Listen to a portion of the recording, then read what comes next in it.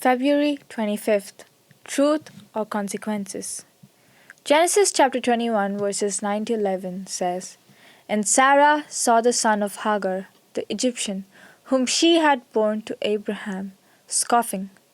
Therefore she said to Abraham, Cast out this bondwoman and her son, for the son of this bondwoman shall not be heir with my son, namely with Isaac.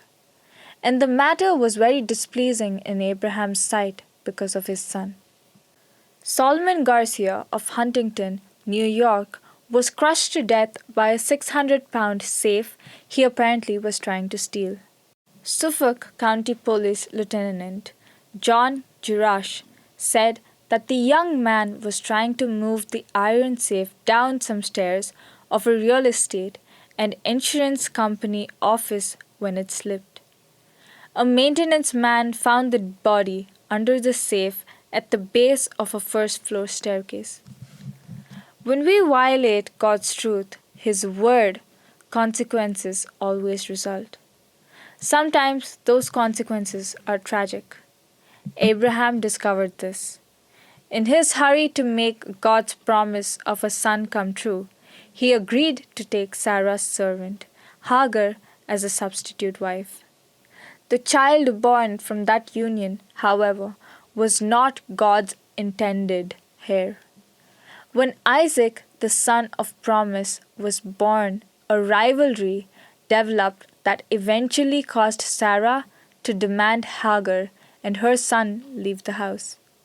Abraham's disobedience brought serious consequences, not only to himself but to everyone he loved.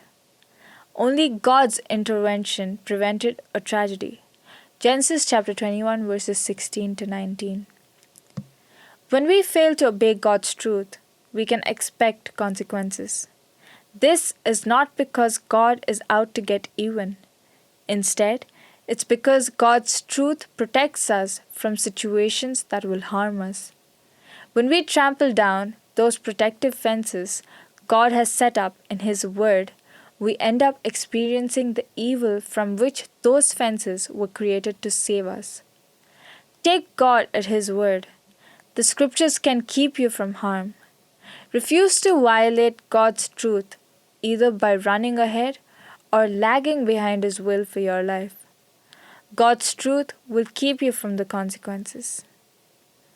Accept the truth and avoid the consequences. Amen.